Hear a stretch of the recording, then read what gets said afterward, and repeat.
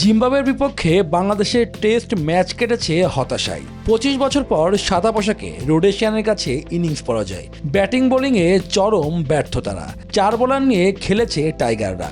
ছিলেন না নাহিদ রানা ও তাসকিন আহমেদ। টেস্ট ক্রিকেটে আমরা তো আসলে খুব বেশি পরিবর্তন করি নাই। আমাদের ব্যাটিং লাইন আপ যা ছিল তাই আছে। আমাদের এখানে শুধু নিয়মিত ব্যাটারদের মধ্যে লিটন ইনজুরির কারণে খেলতে পারে নাই। আর বোলিং এর অবশ্যই আমাদের একটা ব্যাপার ছিল, কারণ তাসকিন আর রানাকে আমরা সব টেস্ট খেলাতে পারবো না। আর যে বোলাররা খেলেছে তারা আমাদের নিয়মিত খেলার মানে স্কোয়াডেরই অংশ। রোডেশিয়ানদের বিপক্ষে টি-20 স্কোয়াডে ফিরেছেন মোসাদ্দেক হোসেন সৈকত ও ইয়াসির রাব্বি। বাদ পড়েছেন শামীম পাটোয়ারি। লিটন লঙ্কান প্রিমিয়ার লিগে খেলার কারণে ছুটি নিয়েছেন।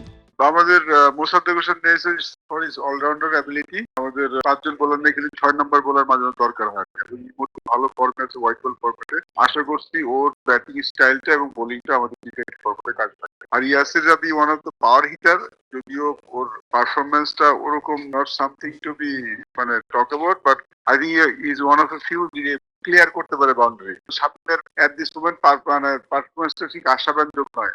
আগামী বছর ওয়ানডে বিশ্বকাপ, সেজন্য এই ফরম্যাট নিয়ে খুব একটি পরীক্ষা নিরীক্ষা করতে চান না নির্বাচকরা। তবে টি-20 বিশ্বকাপ 2028 সালে অনুষ্ঠিত হয়, বেশ কিছু ক্রিকেটারকে সুযোগ দিয়ে দেখতে চান। টি-20 ওয়ার্ল্ড কাপ 2 বছর পরে, তো আমরা তো আগেই ঠিক করেছিলাম টি-20 ওয়ার্ল্ড কাপের মানে অ্যাটলিস্ট 1 বছর আগে আমরা কিছু প্লেয়ার দেখতে পাই। এখনই দেখে নিব, so that prior to world cup আমরা কোনো নতুন কোনো এক্সপেরিয়েন্স বা কাউকে দেখতে যাবো না।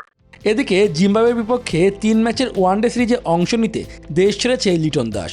আগামী 6 জুলাই সিরিজের প্রথম ওয়ানডেতে না থাকলেও পরবর্তী 2 ম্যাচ খেলেই ধরবেন লঙ্কার বিমান। শুভদেবনাথ, নিউজ 24, ঢাকা।